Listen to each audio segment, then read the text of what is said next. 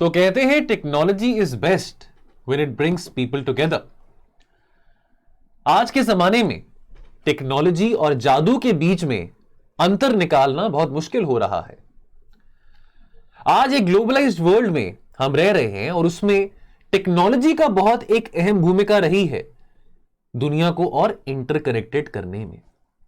कहा जाता है कि ये जो दशक है 2020 से लेकर 2030 तक का, ये टेक्नोलॉजी का डेकेड है एंड हेंस इसको टेक एड भी कहा जाता है। सो दोस्तों, आप सबका स्वागत करता हूं योजना के डिस्कशन एनालिसिस के वीडियो में। मई का जो एडिशन है योजना का, उसकी हम डिस्कशन करेंगे। माफी चाहता हूं कि जरा लेट हो गए इस वीडियो के एनालिसिस में। योजना का डिस्कशन, अगर आप सब जुड़े हैं स्लीपी क्लासेस के द्वारा तो आपको पता होगा कि हम योजना मैगजीन का डिस्कशन मंथली बेसिस पे जनवरी 2022 से करते आ रहे हैं और ये कोशिश आगे भी जारी रहेगी। और आने वाले कुछ सप्ताहों में आप कुरुक्षेत्र का एनालिसिस भी हमारे प्लेटफॉर्म पे देखेंगे। और यहां पे ये जो कंटेंट हम पढ़ने वाले हैं योजना का, समझेंगे कि कैसे ये हमारे एसए के लिए भी बेनिफिशियल रह सकता है, बिकॉज टेक्नोलॉजी एंड इनोवेशन एक बहुत इंपॉर्टेंट थीम एसए की रह चुकी है। चाहे फिलोसफिकल एसेस भी आज के टाइम पे पूछे जा रहे हैं, फिलोसफिकल एसेस में भी टेक्नोलॉजिकल डायमेंशन ऐड करना बहुत ज्यादा जरूरी है। चलिए दोस्तों, योजना मैगजीन के बारे थोड़ा समझें। देखिए, मंथली मैगजीन है, इजीली अवेलेबल है, ज्यादा महंगी नहीं है, किंडल पे भी पढ़ सकते हैं, चाहे तो फिजिकल कॉपीज के लेके पढ़ सकते हैं। सरकारी मैगजीन है, हर महीने आती है, मिनिस्ट्री ऑफ इंफॉर्मेशन ब्रॉडकास्टिंग के द्वारा ही पब्लिश की जाती है। सोशो इकोनॉमिक इश्यूज इसमें काफी कवर्ड रहते हैं और ऐसे तमाम इश्यूज, चाहे वो टेक्नोलॉजी है, चाहे वो पॉवर्टी है, चाहे वो हेल्थ एंड न्यूट्रिशन है, क्लाइमेट चेंज है, ऐसे इश्यूज हमको बहुत ज्यादा मदद आते हैं हमारे सारे ही जीएस के एग्जाम्स पे, इवन एसए के पेपर में भी। न्यूज़पेपर्स में, एडिटोरियल्स में हम पढ़ते हैं कंटेंट बहुत सारा। मैं एनकरेज करता हूं सभी बच्चों को एवरीडे एडिटोरियल्स पढ़ने के लिए। बहुत इंफॉर्मेशन मिलती है, बहुत सारा कंटेंट मिलता है एडिटोरियल्स में, न्यूज़पेपर्स में, जहां कंस्ट्रक्टिव क्रिटिसिज्म किया जाता है सरकार की पॉलिसीज को लेके, सरकार की नीतियों को लेके। वहां योजना मैगजीन में एक बहुत होलिस्टिक पिक्चर हमको मिलती है, जहां पे सरकार का क्या दृष्टिकोण है, सरकार का क्या व्यू है अपनी पर्टिकुलर पॉलिसीज को लेके। तो हेंस आंसर राइटिंग में, ऐसे राइटिंग में जो बैलेंस्ड पिक्चर हमको मिलती है, यानी कि सरकार का स्टैंड और बाकी एक्सपर्ट्स का stand based on the government policies, तो ये हमको बैलेंस्ड पिक्चर और बैलेंस्ड ओपिनियन लिखने में बहुत मदद करता है योजना मैगजीन का एनालिसिस। योजना मैगजीन, फिर रिपीट करूंगा, पेज टू पेज ना पढ़ें, इसकी समरी जो है पीडीएफ के फॉर्म में डाउनलोड कर लें, उसको पढ़ लें, इंपॉर्टेंट बातें जो हाईलाइट करी हुई हैं उसको पढ़ें, और ये वीडियो का जो एनालिसिस है ये भी सुनते रहें, काम आएगा आपको। कोशिश करेंगे जल्द से जल्द, यानी कि कुछ आधे घंटे में कोशिश करेंगे कि ये जो 6 टॉपिक्स हैं, जो इंपॉर्टेंट मुझे लगे 6 टॉपिक्स इस मैगजीन के एडिशन में से, वो आपके साथ मैं शेयर कर सकूं। पहले शुरू करेंगे इनोवेशन इन स्पेस टेक्नोलॉजी से। देखिए, हम स्पेस प्रोग्राम्स की बात करें तो हम बहुत आगे आए हैं। हमारे स्पेस प्रोग्राम्स की अगर हम भूमिका की बात करें तो बहुत अहम जो कंट्रीब्यूशन है वो सोवियत यूनियन का रहा था। आज विश्व भर में इसरो का जो नाम है वो जाना जाता है। इसरो की जो कंट्रीब्यूशन है as far as the contribution in space technology is concern, that is recognised by the global community. And over the years ISRO ने बहुत ज्यादा इंप्रूवमेंट करी है, बहुत सारे मेजर प्रोग्राम्स में इन्वॉल्वमेंट अपनी रखी है, और आज गौरव के साथ, गर्व के साथ हम कह सकते हैं कि आज हम काफी और देशों की भी, इनफैक्ट यूरोपियन देशों की सैटेलाइट भी हम अपने पीएसएलवी और जीएसएलवी के द्वारा कर रहे हैं। In ISRO, the evolution of space technology and innovation has taken place in various technological frontiers. 21 नवंबर 1963 को पहला रॉकेट लॉन्च किया गया था, जिसके चलते हमने अपना जिसके चलते हमने अपना भारत के स्पेस प्रोग्राम का जो बर्थ लॉन्च किया था, announcing the birth of India space programme.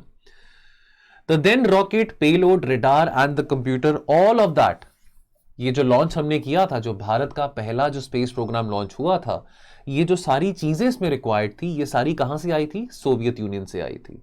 Soviet union का बहुत इंपॉर्टेंट कंट्रीब्यूशन रहा है, और शायद आज जब रशिया यूक्रेन लड़ाई में इन्वॉल्व हैं और जब आज पूरी दुनिया भारत से पूछती है कि आप रशिया के अगेंस्ट क्यों नहीं जाते हैं इस लड़ाई में, तो हम यही कहते हैं कि रशिया हमारा टाइम टेस्टेड फ्रेंड रह चुका है। तो चाहे वो मिलिट्री हार्डवेयर है, चाहे वो स्पेस प्रोग्राम्स हैं, हम रशिया की कंट्रीब्यूशन को नहीं भुला सकते हैं। जो 1970 का दशक था, that mark the beginning of the space transportation system, जहां पे हमने solid propulsion based sound rockets हमने बिल्डअप करने शुरू करे, जिसमें क्षमता थी कि 30 किलो का पेलोड हम उसमें डाल सकते थे। आगे जाके हम देखते हैं, सब्सिक्वेंटली हम डेवलप करते हैं the first generation launch vehicles, that is the SSLV, that is the SLV, the satellite launch vehicle, and the augmented ASLV। Augmented SLV में आपका इंडक्शन होता है लिक्विड प्रोपल्शन टेक्नोलॉजी का। साइंस बैकग्राउंड के जो बच्चे हैं, सॉलिड प्रोपेलेंट, लिक्विड प्रोपेलेंट, इसके बारे में आपने जरूर पढ़ा होगा। साइंटिफिक नजरिए से हम इसको यहां पे नहीं समझेंगे, हम सोशो इकोनॉमिक इश्यूज का एनालिसिस कर रहे हैं, तो साइंटिफिक डायमेंशन के SSLV क्या होता है, PSLV क्या होता है, वो यहां पे हम डिस्कस नहीं कर रहे हैं। वो मैं साइंस के सर को जरूर कहूंगा कि कभी आपके साथ इसका डिस्कशन करें। Integration of solid and liquid propulsion and the development of various key technologies, they have resulted in the development of your PSLV, Polar Satellite Launch Vehicle। तो कहा 1970s के डेकेड में जब हमने जो अपना सैटेलाइट लॉन्च व्हीकल इंट्रोड्यूस किया था, उस वक्त क्षमता 30 किलो के पेलोड की थी, लेकिन PSLV के लॉन्च करने के बाद कैपेबिलिटी कितनी है, 1700 किलोग्राम के पेलोड की, जो कि हम लॉन्च कर सकते हैं PSLV में। फिर आगे GSLV का जमाना आया, GSLV लॉन्च व्हीकल। GSLV में क्षमता है 2000 किलोग्राम पेलोड को हम लॉन्च कर सकते हैं in the Jio synchronous transfer orbit. तो आप देख रहे हैं कि हमने बहुत तेजी से 1970s के डेकेड से लेके towards the end of the 80s हमने कितना तेजी से अपने स्पेस प्रोग्राम को डेवलप किया। Powered by the world's third largest solid boosters, high capacity liquid and cryogenic engines। cryogenic engines की जहां पे बात आती है, again thanks to the Soviet, thanks to Russia, कि हमको क्रायोजेनिक टेक्नोलॉजी मिली। जो लॉन्च व्हीकल मार्क 3 है, LVM-3, this now has the capability of putting 4000 kilograms payload in the geosynchronous transfer orbit। So from 30 kilos to 4000 kilos, just imagine the quantity of payload now which we can launch through our satellite launch vehicles। Now space infrastructure की बात करें, देखिए space infrastructure भी बहुत तेजी से पिछले 50 सालों में तब्दील हुआ है, बदला है। हमने अपनी पहली सैटेलाइट, भारत की पहली सैटेलाइट आर्यभट्ट लॉन्च करी थी 19 अप्रैल 1975 को। सब्सिक्वेंटली और एक्सपेरिमेंटल मिशंस हुए, जैसे भास्कर की बात करें, एप्पल की बात करें, they were executed and geared towards remote sensing, meteorology, communication technologies. अब बहुत सारे लोग कहते थे कि सर इतना सारा पैसा हम वेस्ट कर रहे हैं सैटेलाइट लॉन्च व्हीकल्स में, क्या हमको फायदा मिल रहा है, क्या इतना कोई सेंस बनता है 200 300 400 करोड़ का हम जो सैटेलाइट्स में वेस्ट कर रहे हैं, स्पेंड कर रहे हैं। तो बिल्कुल बनता है। आज आपके पास जो वेदर फोरकास्टिंग फैसिलिटीज हैं, साइक्लोन फोरकास्टिंग फैसिलिटीज हैं, रिमोट सेंसिंग फैसिलिटीज की बात करें, आज आप सब लोग स्मार्ट टीवीज देख रहे हैं, आज आप सब लोग 200 से ज्यादा टीवी पे चैनल्स देख रहे हैं। ये कम्युनिकेशन टेक्नोलॉजीज, नेविगेशन टेक्नोलॉजीज कहां से आई हैं? ये सैटेलाइट लॉन्च व्हीकल से ही आई है, सैटेलाइट से ही आई है जो हमने लॉन्च करी थी उस जमाने में। इसरो हैज सेल्ड सक्सेसफुली, पहले अटेम्प्ट में इसरो ने मार्स में जाके अपना UPSC क्रैक किया। थोड़ा वैसे पुअर जोक मैंने मारा है, बट कहने का मतलब यह है कि ऐसा कोई भी देश नहीं था, चाहे वो चाइना की बात करो, चाहे वो अमेरिका की बात करो, रशिया की बात करो, जापान की बात करो, कोई भी ऐसा देश नहीं था जिसने अपने पहले ही अटेम्प्ट में मार्स में जो अपना मिशन था वो सक्सेसफुल देखा हो। आज हम कहां पहुंच चुके हैं? आज हम चंद्रमा से लेके मार्स तक पहुंच चुके हैं, और अब हम एक एरा ओपन कर रहे हैं। हम नासा के साथ कोलैबोरेशन कर रहे हैं, जहां पे हम और प्लैनेट्स को भी एक्सप्लोर करना चाहते हैं। ह्यूमन क्यूरियोसिटी ही है जिसके चलते आज हम इतने सारे प्लैनेट्स को एक्सप्लोर करना चाहते हैं। यदि नासा वो काम कर सकता है तो हम क्यों नहीं कर सकते हैं? चंद्रयान 1 पहला lunar orbiter mission. Now this has brought new experiences in hosting international payloads, जिसके चलते हमने बहुत सारा ग्लोबल स्टैंडर्ड्स को अडॉप्ट किया है, बहुत सारी और कंट्रीज के साथ हमने यहाँ पे कोलैबोरेट किया था। और जब भारत को कहा जाता था कि भारत के पास कहाँ इतनी क्षमता है कि वो मून तक पहुंच सके, मार्स तक पहुंच सके, हमने वो काम कर दिखाया with scarce resources, with limited funding. हमने चंद्रयान 1 के कारण हमको पता लगा कि पानी की प्रेजेंस के बारे, मून पे पानी प्रेजेंट है। ये सबसे पहला, सबसे बड़ा साइंटिफिक ब्रेक थ्रू था ऑफ चंद्रयान 1। रोवर और लैंडक्राफ्ट टेक्नोलॉजीज को डेवलप किया गया, leading to the conception of the second mission Chandrayaan 2।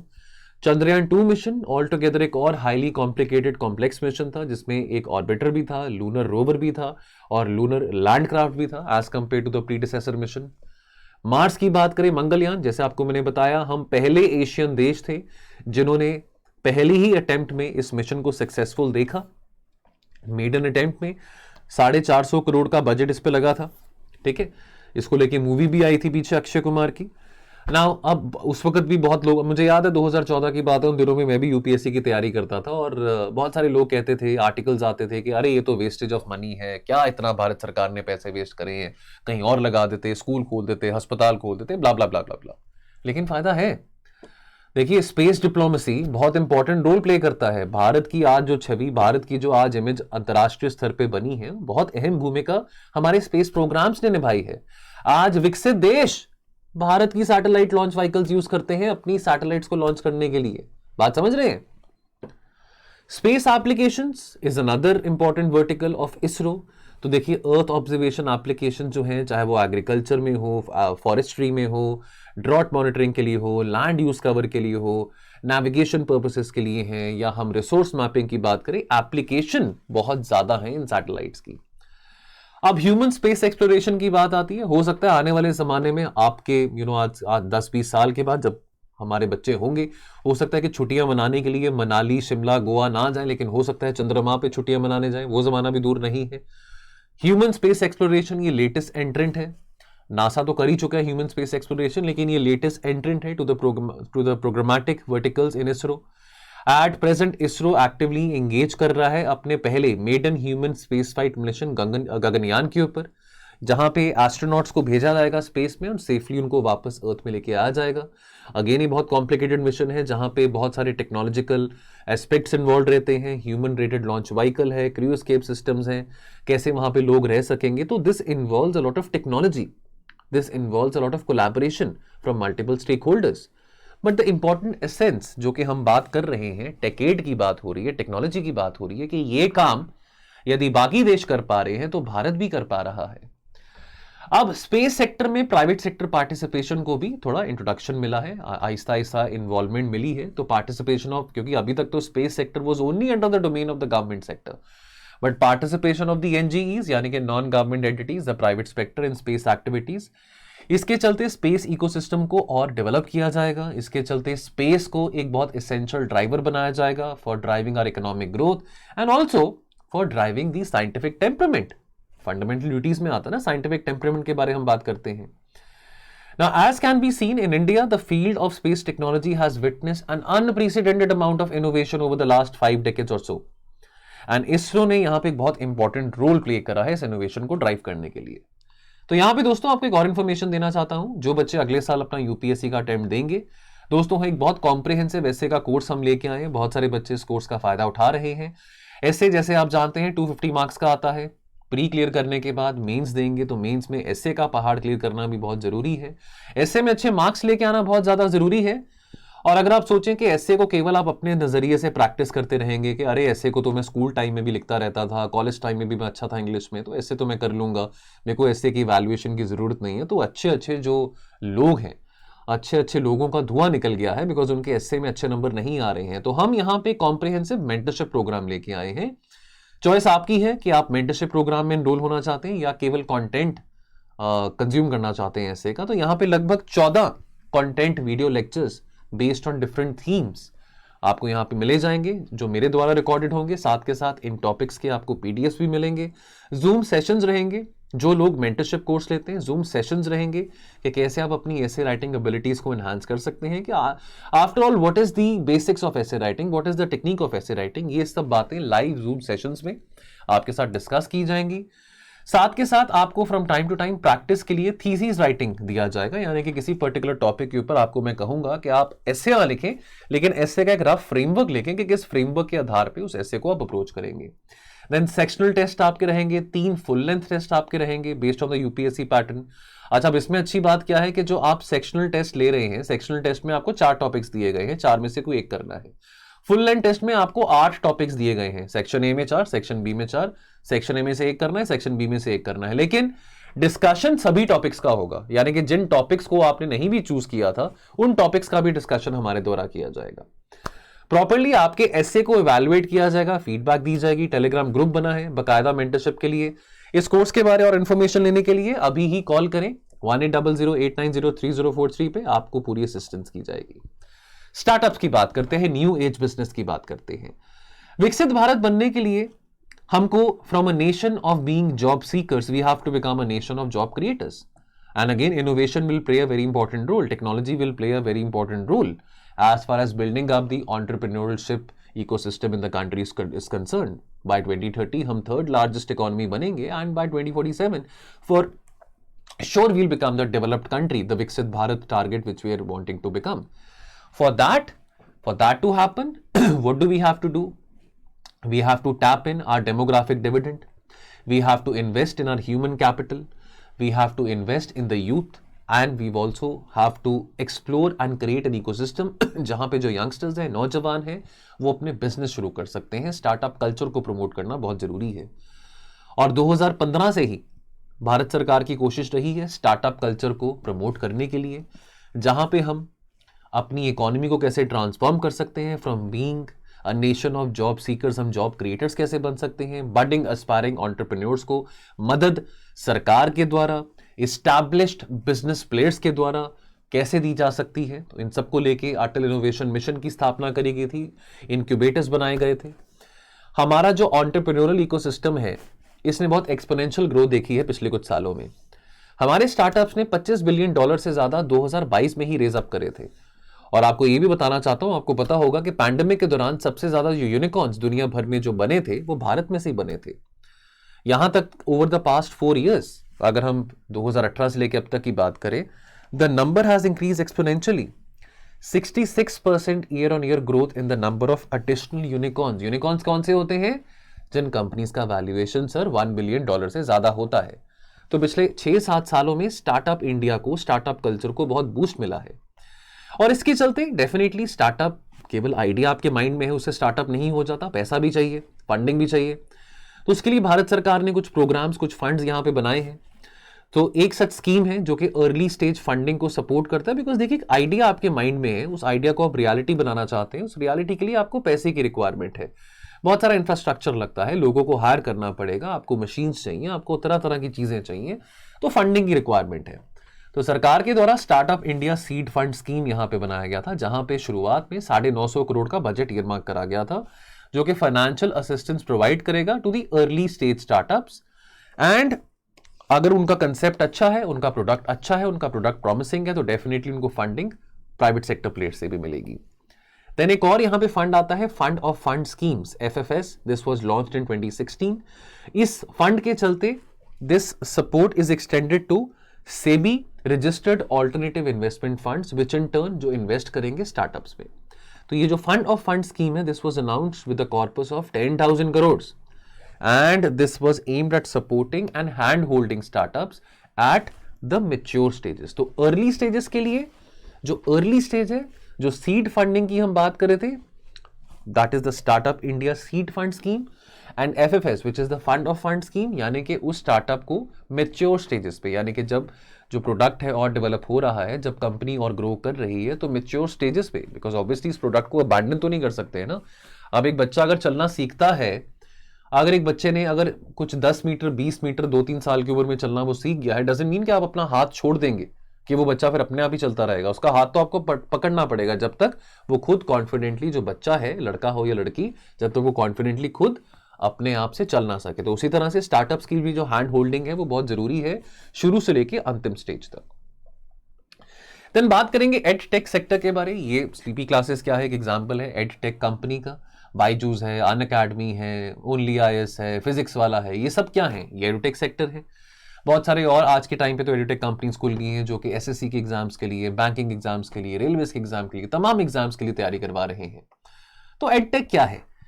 अब आफ्टर ऑल ये आइडिया आता है कि सर हमको तो बस यही पता है कि ब्लैक बोर्ड पे टीचर पढ़ा रहा होता है, ब्लैक बोर्ड पे टीचर ने बात लिखी, हम तो वैसे ही पढ़ते आ रहे हैं. आप क्या, हम भी ऐसे पढ़ते आ रहे थे बचपन से. ये तो हमारे लिए भी नई बात है. ये कैमरा के सामने बैठ के पढ़ाना, PPT में पढ़ाना, आपको नहीं मिल पा रहे, नहीं देख पा रहे हैं, बड़ा अजीब लगता है कैमरा के सामने बैठ के पढ़ाना, लेकिन करना पड़ेगा. क्या बात है, ऑब्वियसली ये नई टेक्नोलॉजी है. तो एडटेक क्या है? This is the usages of software, usages of technology and hardware to enhance learning and teaching. अब मेरे सामने कैमरा है, मेरे सामने लैपटॉप है, मेरे सामने एक बहुत बड़ी स्क्रीन है, मैं आपको पढ़ा रहा हूं. तो ये सब क्या है? एजुकेशन तो चलो ये सब बातें आपको मैं ब्लैक बोर्ड पे भी पढ़ा सकता था, ये सब बातें किसी क्लासरूम में बैठ के भी हम डिस्कस कर सकते थे, लेकिन ये एडुटेक है ना कि यहाँ पे पूरा स्टूडियो बना हुआ है, पूरी मशीन्स है, एक सॉफ्टवेयर है जिसके कारण हम ये काम कर पा रहे हैं। उस सॉफ्टवेयर पे ये चीज़ें अपलोड हो रही हैं, फिर यूट्यूब पे आप इस लेक्चर को देख रहे हैं, फिर हमारे पेड लेक्चर्स होते हैं वो किसी और प्लेटफॉर्म पे जाते हैं, वो यूट्यूब पे नहीं जाते हैं। अब आपके पास स्मार्टफोन है, लैपटॉप है, आपने क्या करना है, आपने उस ऐप को डाउनलोड करना है। फॉर एग्जाम्पल आपने स्लीपी क्लासेस की ऐप को डाउनलोड किया हुआ है और उस ऐप के जरिए आप लेक्चर को देख सकते हैं। यदि आपने यूट्यूब से लेक्चर को नहीं देखना, आप ऐप पे जाके लेक्चर को देख सकते हैं। जो पेड कोर्सेज हैं वो तो आप ऐप से जाके एक्सेस करेंगे। So what you need is a smartphone. Classrooms have now moved beyond, those bricks and mortar to become clicks and portals. Potential of edutech, हमारा स्लीपी क्लासेस का सपना और इनफैक्ट सभी एडुटेक कंपनीज का सपना ये होता है कि ग्रास रूट लेवल तक हम अपनी आउटरीच लेके आ सके। टियर 3 टियर 4 सिटीज में से बच्चे एग्जाम क्रैक कर रहे हैं, रेलवेज का क्रैक कर रहे हैं, यूपीएससी का क्रैक कर रहे हैं, कंटेंट कंज्यूम कर रहे हैं। All they need is a smartphone. They don't need to come to Delhi. They don't need to give 1.5-2 lakh of fees every year and then only realize their dream of IAS. Grass root level पे जो under privilege बच्चे हैं उनकी कैसे हम मदद कर सकते हैं, ये एक मेजर ऑब्जेक्टिव एडुटेक कंपनीज का होता है। बिकॉज ऑनलाइन एजुकेशन, देखिए ट्रेडिशनल एजुकेशन ऑफलाइन है, मैं उसकी बहुत रिस्पेक्ट करता हूँ। अभी भी कितने ऐसे मेरिटोरियस और कितने होनहार टीचर होंगे देश भर में जो कि ऑफलाइन पढ़ाते आ रहे हैं और उनके बारे में हमको नहीं पता होगा। मुझसे भी बहुत अच्छे टीचर्स होंगे, हम सबसे बहुत अच्छे टीचर्स होंगे, लेकिन उनके बारे में हमको नहीं पता होगा।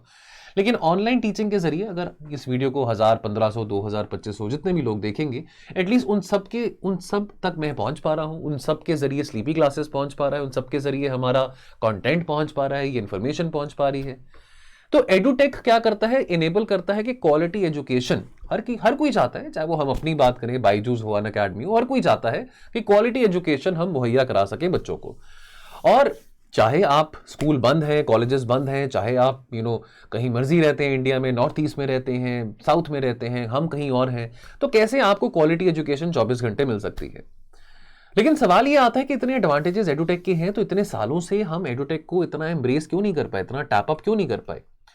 बिकॉज उसके लिए एक robust information communication technology ecosystem की रिक्वायरमेंट थी, जो शायद अब बन चुका है। मैं अपनी बात करूं, मैं 2013-14 में यूट्यूब इतना फेमस नहीं था, हमारे टाइम पे इतनी कोई एडुटेक कंपनीज नहीं थी, ऑनलाइन एजुकेशन इतना नहीं था। ये 2016-17 के बाद ट्रेंड शुरू हुआ है, क्योंकि अब 3G 4G अब 5G आ चुका है, तो relevant information communication technology system भी तो आया ना।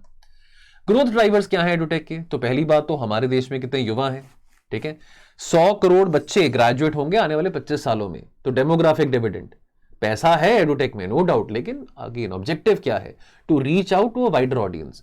तो 100 करोड़ बच्चे केवल स्कूल या यूनिवर्सिटीज में तो अपनी एजुकेशन पूरी प्रॉपर नहीं कर सकते हैं।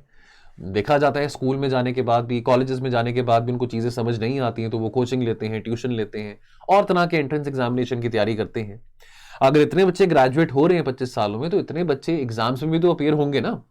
कोई रेलवेज का एग्जाम देगा, कोई IES का एग्जाम देगा, कोई फॉरेस्ट सर्विसेज में जाना चाहेगा, एक्सेट्रा एक्सेट्रा।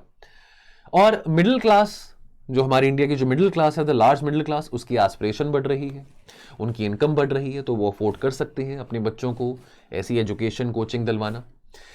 लोगों के पास टेक्नोलॉजी की बात आती है, लोगों के पास आज के टाइम पे स्मार्टफोन्स अवेलेबल हैं। अब आप चाहे तो 1.5 लाख का स्मार्टफोन ले, चाहे आप 5000 का स्मार्टफोन ले, नेट तो एक ही है, वही 4G, वही 3G, वही 5G उसमें भी चलेगा, वही 4G उसमें भी चलेगा 1.5 लाख के फोन में। नेट की बात है, चलो नेट नहीं भी है, वाईफाई है, तो वही वाईफाई वहां पे चलेगा, वही वाईफाई एप्पल के फोन में चलेगा, इजीली आप लेक्चर्स को एक्सेस कर सकते हैं।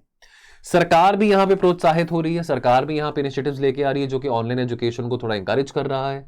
सरकार ने 100% FDI एजुकेशन सेक्टर में अनाउंस किया था। पैंडेमिक के चलते बहुत यहाँ पे पिछले 2-3 सालों में बड़ा बदलाव आया है लोगों के माइंड में। लोग अब देखिए, अब आप दिल्ली में जाते, खर्चा पानी आपका होता 30-35-40 हज़ार कहीं नहीं गया, आपका रेंट, आपका कमरा, आपका खाना पीना, आपकी कोचिंग की फीस अलग से। अब पैंडेमिक आया, जबकि सब कुछ घर से करो, work from home, everything from home, घर पे आप सेफ हैं, एक्सेट्रा एक्सेट्रा। अब चीज पॉसिबल हो रही है, लोग घर से बैठ के क्वालिटी लेक्चर देख रहे हैं, ज्यादा आपका टाइम वेस्ट नहीं हो रहा कि इस कोचिंग सेंटर से वहां पे जाओ, वहां से यहाँ पे जाओ, फिर घर आके खाना पकाओ, फिर ये करो वो करो। पैंडेमिक के चलते आपने रियलाइज किया कि अरे घर बैठ के भी क्वालिटी एजुकेशन देखी जा सकती है, घर बैठ के भी हम अपनी तैयारी कर सकते हैं। लोग एग्जाम निकाल रहे हैं, घर बैठ के तैयारी कर रहे हैं। अगर वर्क फ्रॉम होम हो रहा है तो स्टडी फ्रॉम होम भी हो रहा है। और इंक्रीज्ड फंडिंग, ऑफ कोर्स हमने फंडिंग भी देखा है कि पिछले कुछ 2-3 सालों में बहुत ज्यादा मिली है एडुटेक कंपनीज को। और तो और पिछले एक दशक में जो नंबर ऑफ इंटरनेट यूजर्स हैं भारत में, वो 10 गुना ज्यादा बढ़े हैं। तो लगभग 92.5 मिलियन से आज 932 मिलियन, तो यानी कि 9-10 करोड़ से लगभग 100 करोड़ लोग आज इंटरनेट का इस्तेमाल कर रहे हैं। And this is expected to rise further and further by 2040। How does edutech help students? आप देखिए, कुछ भी कर रहे हैं, आप चाहे खेल रहे हैं, आप साइकिलिंग कर रहे हैं, आपने अपने कानों में वो हेडफोन या एयरपॉड डाला और आप लेक्चर सुनते सुनते अपना कुछ भी काम कर सकते हैं। ऑल्दो वैसे तो देखिए, लेक्चर सुनना है तो आराम से बैठ के देखें, खेलते खेलते तो नहीं है, मजा आता, बट आप एक फन फील्ड वे में चीजों को लर्न कर सकते हैं। नहीं तो आपको क्लास अटेंड करने जाना था कि सर मुझे नींद आती है, दोपहर को मेरे को नैप लेना है, दोपहर को 3 बजे केमिस्ट्री की क्लास होती है, कोई बात नहीं, आपने दोपहर को सोना है सोए, आपकी छुट्टियां चल रही हैं, रात को बैठ के आप वो केमिस्ट्री का लेक्चर देख सकते हैं। Class you can access any time anywhere. आप छुट्टियों पे कहीं बाहर गए हैं अपने पेरेंट्स के साथ, गर्मियों की छुट्टियां हैं, तो आप कहीं बैठ के भी अपना, आपको इंटरनेट चाहिए, that's it, that's all what you need. And the best thing is that you get access to quality teachers. Now having said that, I must tell you that there are still a lot of quality teachers existing out there who might not be very comfortable teaching online, but doesn't mean that all quality teachers are sitting online. But yes, एक certain benchmark online education में बन चुका है. Most of the good teachers, they have shifted teaching online now. अब how does the edutech help students? Acer का सर्वे बताता है कि 30% जो स्कूल्स हैं भारत में वो प्राइवेटली मैनेज किए जाते हैं, और अर्बन एरियाज में जो परसेंटेज ऑफ प्राइवेट स्कूल्स हैं वो और ज़्यादा है। 70% वहाँ पे स्कूल्स पाए जाते हैं अर्बन एरियाज में, प्राइवेट स्कूल्स। और ज़्यादातर देखिए, टीचर्स के लिए भी एक मोटिवेशन रहता है कि चलो बच्चों को तो पढ़ाना है, लेकिन प्राइवेट स्कूल्स में थोड़ी सैलरी ज़्यादा होती है। अब देखिए, प्राइवेट स्कूल्स में देखते हैं कि बहुत ज़्यादा महंगी फीस होती है, प्राइवेट कोचिंग सेंटर्स में बहुत महंगी फीस होती है, तो जो अच्छे टीचर्स हैं वो भी वहाँ पे जाएंगे कि चलो 4 पैसे हम भी कमा लेंगे, बाकी बच्चों को भी फायदा होगा, ठीक है। लेकिन प्राइवेट स्कूल में जाना या महंगी महंगी प्राइवेट कोचिंग्स में जाना सबके लिए अफोर्डेबल नहीं है, मास ऑडियंस के लिए अफोर्डेबल नहीं है, ये चैलेंज आता है। ऑफलाइन कोचिंग, ऑफलाइन टीचिंग बहुत ट्रेडिशनल तरीका है, बहुत मेहनती टीचर्स ऑफलाइन कोचिंग आज भी कर रहे हैं, लेकिन जो कॉस्ट स्ट्रक्चर है, रेंट निकालना, ऊपर से फिर बच्चों का इंफ्रास्ट्रक्चर निकालना, आप 100-150 बच्चों को, कुछ दिल्ली में तो कुछ अकेडमीज हैं जहाँ पे 900 1000 बच्चे भी पढ़ रहे होते हैं एक टाइम पे, तो उसका इंफ्रास्ट्रक्चर होता है, रेंटल इनकम, रेंटल कॉस्ट होती है, सारा वो तामझाम बहुत महंगा पड़ता है। और टीचर का भी देखिए, अब टीचर अगर ऑफलाइन पढ़ा रहा है तो टीचर को पहले तो आधा पौना घंटा बच्चों को कंफर्टेबल कराने में लग जाएगा। अक्सर हम देखते हैं कि टीचर ऑफलाइन एजुकेशन में पहले कुछ चुटकुले या जोक सुनाएगा ताकि बच्चों का माहौल बने, बच्चों को थोड़ा अपने साथ रेपो बनाए, एंड देन फिर पढ़ाई पे आएगा। चलो वो करना जरूरी भी हो जाता है बच्चों को एंगेज करने के लिए, टाइम बहुत ज़्यादा होता है, टाइम बहुत ज़्यादा होता है, और ऑनलाइन एजुकेशन में वो टाइम बच जाता है, तो काफ़ी इनएफिशिएंसीज आती हैं, ठीक है। और अल्टीमेटली नुकसान किसका हो रहा है? नुकसान तो बच्चों का हो रहा है, नुकसान तो पेरेंट्स का हो रहा है जिन्होंने वो महंगी फीस दी है, लाख 1.5 लाख 2 लाख की। और लोअर इंफ्रास्ट्रक्चर कॉस्ट और लार्जर स्टूडेंट बेस हेल्प करता है कि भाई हम अपनी इकोनॉमी को भी ग्रो कर सकते हैं। अब ऑनलाइन एजुकेशन की बात करें तो चलो हम स्लीपी क्लासेस की बात करें, हमारे कोई कोर्सेज 2-3 लाख के तो नहीं है, बहुत कॉस्ट इफेक्टिव कोर्सेज हैं। अब ऑब्वियसली अब इतने कॉस्ट इफेक्टिव कोर्सेज हैं, कोशिश होती है कि ज़्यादा वाइडर ऑडियंस तक हम रीच कर सकें, ज़्यादा वाइडर ऑडियंस को अपने कोर्सेज के जरिए हम एजुकेट कर सकें, उनका फ़ायदा करा सकें। Best teachers can be made available to students living in the remotest part of India. I might not be able to meet you, आप जिस मर्जी शहर में बैठ के आप ये लेक्चर देख रहे हैं, वीडियो देख रहे हैं, but I might not be able to meet you physically. और ना ही मैं आपको कह रहा हूं कि आप यहां पे मोहाली में, चंडीगढ़ में आके इस लेक्चर को देखने आए, बट आप जहां पे भी बैठे हैं आराम से अपने कंफर्ट में संडे मॉर्निंग को ये लेक्चर देख पा रहे हैं। All what you need is a simple smartphone. Financial अगर पोटेंशियल की बात करें तो भारत का जो एडुटेक सेक्टर है, this was valued at around $750 million in 2020, and this has grown to reach $5.8 billion. समझ रहे हैं आप बात को? 3 सालों में, थैंक्स टू पैंडेमिक। फर्दरमोर जो मार्केट साइज है ऑनलाइन एजुकेशन का, ये भी बड़ा है, 4 गुना ज्यादा बड़ा है, और आने वाले टाइम में और बढ़ेगा। यहां तक तो आने वाले 4 सालों में भाई साहब 2027 तक sector is expected to grow to $10 billion, ठीक है।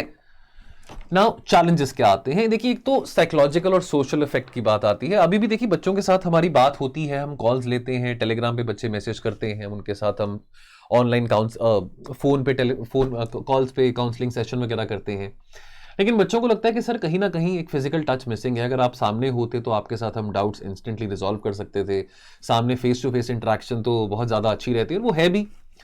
अब अगर आप सैटरडे को अपने दोस्तों के साथ प्लान करना चाहते हैं कि चलो कहीं पार्टी पे चलें, कुछ खाने पीने चलें, तो आप ये तो नहीं कहेंगे चलो मैं रेस्टोरेंट में बैठ के आपको ऑनलाइन वीडियो कॉल कर लूंगा, तो बस समझ लेना कि आपके साथ मेरी पार्टी ही चल रही है। आप चाहेंगे कि दोस्तों के साथ बैठ के चुटकुले सुने, मजा करें, सैटरडे इवनिंग एंजॉय करें, तो फेस टू फेस इंटरेक्शन ज्यादा जरूरी होती है। तो जब वो हम अपने मनोरंजन के लिए फेस टू फेस इंटरेक्शन की बात करते हैं, तो why not in education also, ये बात भी आती है।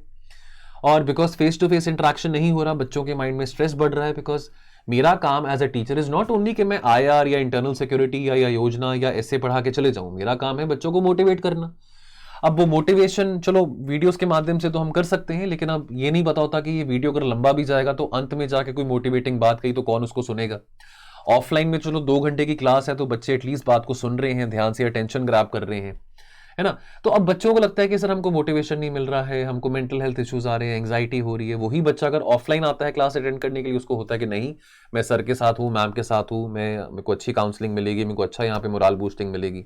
ठीक है, पेरेंट्स को भी बहुत होता है, पेरेंट्स को होता है कि यार ये क्या इतनी छोटी सी स्क्रीन में स्मार्टफोन पे बैठ के पढ़ाई थोड़ी होती है कि उसी स्मार्टफोन पे आप पढ़ाई भी कर रहे हो, उसी स्मार्टफोन पे आप अपना व्हाट्सएप भी चला रहे हो, आप डेटिंग एप्स भी चला रहे हो, इंस्टाग्राम भी चला रहे हो, वहां पे पढ़ाई भी कर रहे हो। That what is this nonsense, parents कहेंगे।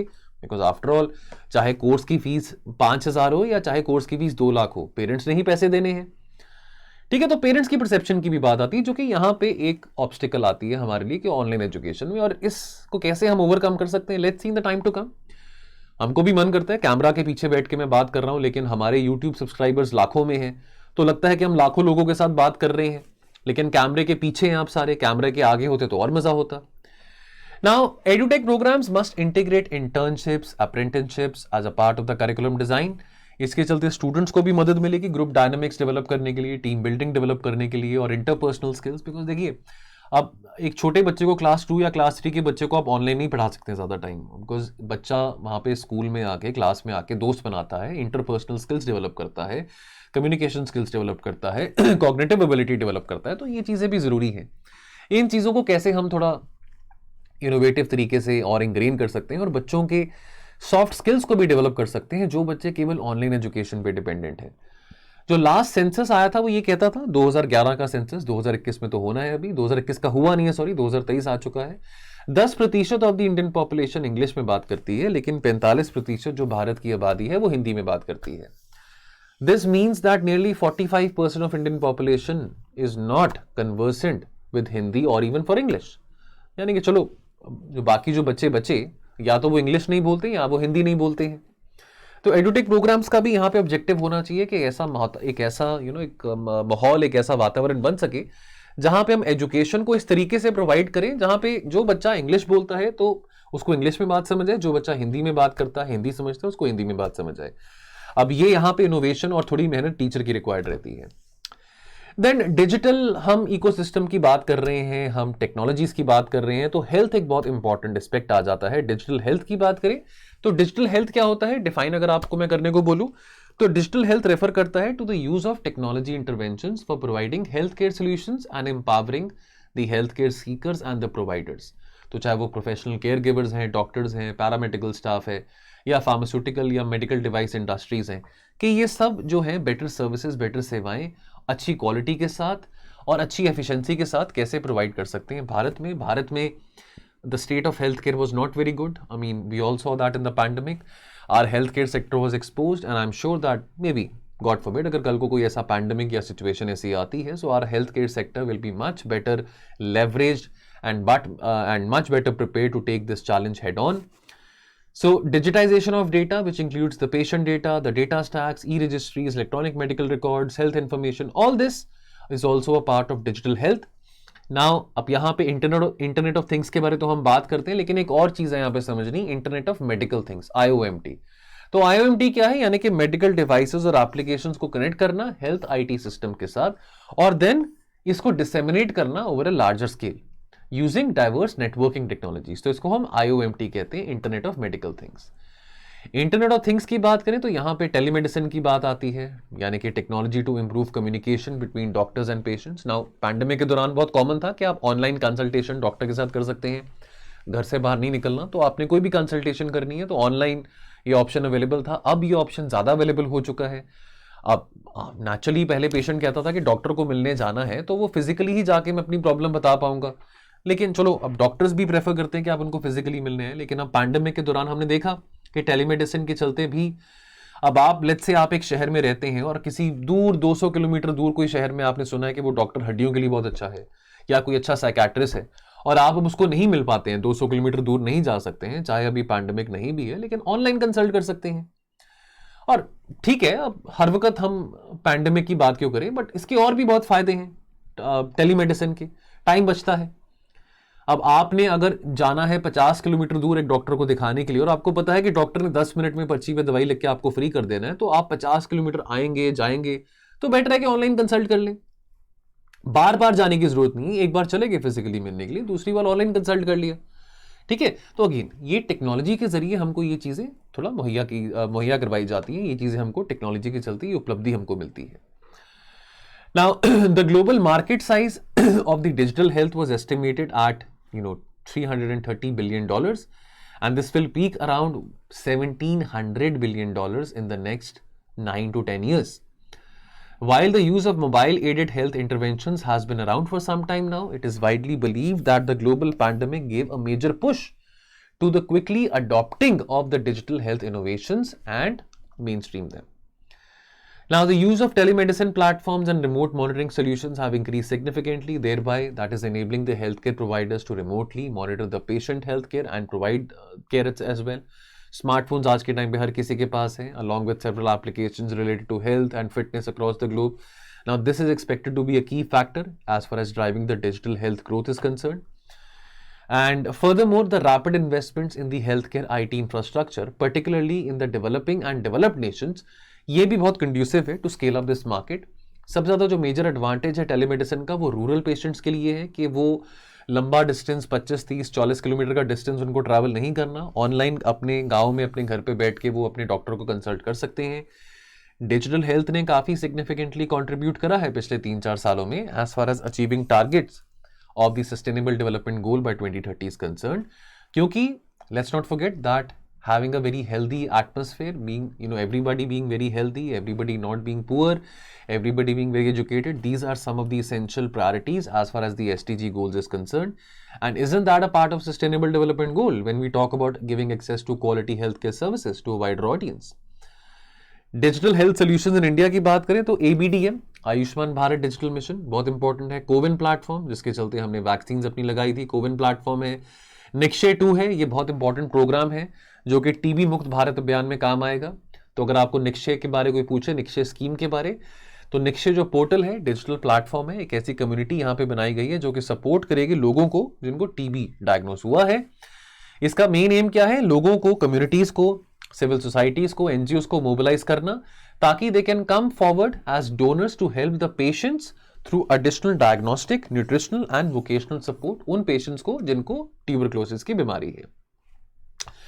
ABDM की बात करें, ABDM इसको सितंबर 2021 में लॉन्च किया गया था। ABDM इन्विजन करता है integrated digital health infrastructure for the country and this aims to develop the backbone and this aims to develop the backbone, जो कि बहुत नेसेसरी है, जरूरी है इसको क्रिएट करने के लिए, सपोर्ट करने के लिए। और अल्टीमेटली ABDM जो है ये इवेंचुअली कनेक्ट करेगा digital health solutions and hospitals across the country, जो कि हॉस्पिटल्स के प्रोसेस को और लोगों के काम को भी काफी आसान करेगा। ना देखिए, अब ये बातें, हेल्थ एक बहुत डोमिनेंट थीम रहती है हमारे एसे में। Now, again, I once again say that now, even though the essays being asked are now philosophical in nature, doesn't mean कि philosophical topics में, philosophical nature of topics में हमने philosophy लिखनी है। हम उसमें health के dimensions लिख सकते हैं, technology के dimension लिख सकते हैं। तो ये सब schemes, ये सब बातें जो यहाँ पे आप पढ़ रहे हैं, अब ये आपकी समझदारी है कि कैसे समझदारी के साथ आप इसको कंटेंट को इस्तेमाल वहां पे कर पाएंगे। चाहे वो एसए है, चाहे वो GS1 है, चाहे वो GS2 है, GS3 है, चाहे वो एथिक्स का पेपर है, कंटेंट जो आप पढ़ रहे हैं उसका इस्तेमाल हर जगह किया जा सकता है। लेकिन अगर आपको पता है कि उसका इस्तेमाल कैसे किया जा सकता है। फिर बात करेंगे 5G के बारे। 5G साइबर सिक्योरिटी चैलेंजेस लेके आता है। Ultra fast speed of 5G बहुत एक्साइटिंग साउंड करती है। This holds the promise of having revolutionary changes, कि हम कैसे कम्युनिकेट करेंगे, कैसे हम इंटरनेट को कंज्यूम करेंगे। 5G के चलते आप देखेंगे कि मूवीज भी शायद 5-6 सेकंड्स पे डाउनलोड हो जाएंगी, ऑल्दो 4G तो अभी भी बहुत स्लो चलता है। लेट्स सी कि 5G कितना ज्यादा फास्ट होगा। और डेफिनेटली एडुटेक की बात हो या हम बाकी प्रोग्राम्स की बात करें, हेल्थ केयर सेक्टर की बात करें, एग्रीकल्चर सेक्टर की बात करें, तो 5G इन सब सेक्टर्स को भी बहुत मदद करेगा। ठीक है, according to one study by 2035 5G will enable $13 trillion of global economic output and support more than 2 crore jobs। 2 crore jobs। Bharat में 5G सर्विसेज को अक्टूबर 2022 में लॉन्च किया गया था। अभी लिमिटेड थोड़ा यहाँ पे इसका स्कोप रखा गया है दिल्ली, मुंबई, बेंगलुरु, कोलकाता में। और by the end of 2024 15 crore 5G users होंगे।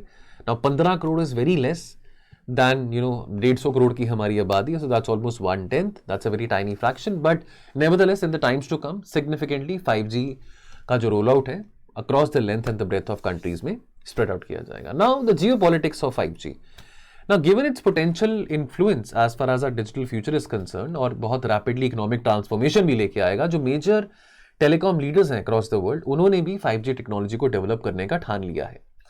लेकिन जो असली मुद्दा आता है वो आता है चाइनीज टेलीकॉम कंपनी से, जैसे हुआवे की बात करें, जो कि अग्रेसिवली पेनिट्रेट कर रहे हैं new markets specially in Africa and other parts of the Middle East by commercialising the technology and offering it at cheaper rates than their competitors. और इसके चलते यहाँ पे कंसर्न्स हमारे सामने आते हैं कि चाइना में be strategically pushing these companies to capture the global markets and therefore established a vast eavesdropping network. Now, this can be a cause of concern, security concern for many countries, including India. Now, August 2020 में एक report आई थी Australia की सरकार के द्वारा कि Papua New Guinea पिछले महीने प्रधानमंत्री यहाँ पे तीसरे फिपिक समिट पे भी गए थे।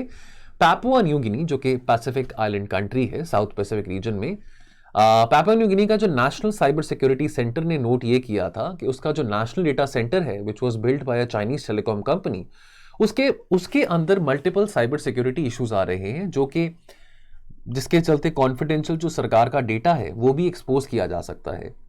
तो ऐसी वल्नरेबिलिटीज जो हैं ये सामने आ रही हैं। 2019 में 4 साल पहले की बात है, ऐसी vulnerabilities they were found with equipment deployed by the same, I am talking about Huawei company for Italian telecom network. So अब ये बात यहाँ पे कंसर्न्स आती है कि we all want 5G but then we don't want कि हमारी प्रिवेसी और हमारे कुछ इंपॉर्टेंट सिक्योरिटी रिलेटेड इश्यूज जो हैं वो एक्सपोज हों, specially to the Chinese telecom companies. Now अगर अमेरिका की सरकार की बात करें, उन्होंने हुआवे और ZTE को नेशनल सिक्योरिटी थ्रेट्स डिक्लेयर किया है और उन्होंने बैन किया है अमेरिकन कंपनीज को कि वो किसी किस्म का सामान, किसी किस्म का व्यापार, किसी किस्म का ट्रांजैक्शन इन कंपनीज के साथ नहीं करेंगे। So the fundamental drivers, geopolitical rivalries, commercial motives, data harvesting, they are behind the recently increased cyber attacks and data breaches which are happening across the world. So therefore this poses threat to even the 5G networks. Therefore that means कि 5G networks भी vulnerable हैं. And among these is the increased tendency among the threat actors to target critical national infrastructure. Now considering the potential role that 5G will play in the national development and economic growth, it can undoubtedly be regarded as critical infrastructure. So 5G is vulnerable, therefore ये जो uncertainty है आने वाले time में और बढ़ेगी, and therefore 5G will require an enhanced focus as far as on the security dimension is concerned from India as well.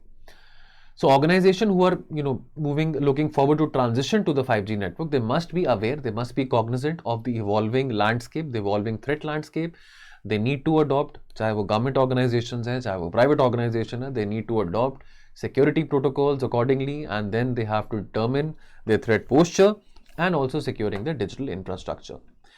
Lastly, we'll talk about a very important aspect of technology in urban planning. Now, we all are having this dream of living in smart cities. We also want to ensure that this urbanization process which is happening is more sustainable. And obviously technology will play a very important role. Urban planning में हम देखते आ रहे हैं, अपनी सभ्यता की बात करें, इंडस वैली सिविलाइजेशन की टाइम से आज हम देखते आ रहे हैं कि किसी ना किसी फॉर्म में, किसी ना किसी माध्यम में टेक्नोलॉजी ने बहुत इंपॉर्टेंट रोल प्ले किया है सिटी प्लानिंग में। अब ये सब टेक्नोलॉजी 5000 साल पहले तो नहीं थी, लेकिन ये that's a matter of the fact that हम अगर हरप्पन सिविलाइजेशन की बात करें, मोहनजोदारो सिविलाइजेशन की बात करें, they had a very awesome, very amazing drainage system, they had a very well designed city planning system. Now urban planners को भी आने वाले समय में टेक्नोलॉजी की बहुत रैपिड रिक्वायरमेंट रहेगी। Urban planning is a many sided process involving infrastructure like physical and social, utility systems, communication networks etcetera. आज के मॉडर्न एरा में जहां पे artificial intelligence, quantum computing, rapid boom of IT, ये और सिग्निफिकेंट पोटेंशियल होल्ड करता है, ताकि हम बहुत सारे देखिए मुद्दे यहाँ पे आते हैं, डाइवर्स इश्यूज आते हैं जब सिटी प्लानिंग की बात आती है। तो टेक्नोलॉजी का उपयोग हम कैसे कर सकते हैं इन डाइवर्स इश्यूज को यहाँ पे मद्देनजर रखते हुए while planning the city. Now, the use of IT has helped urban planners in many aspects, especially with the softwares based on the geographical information system.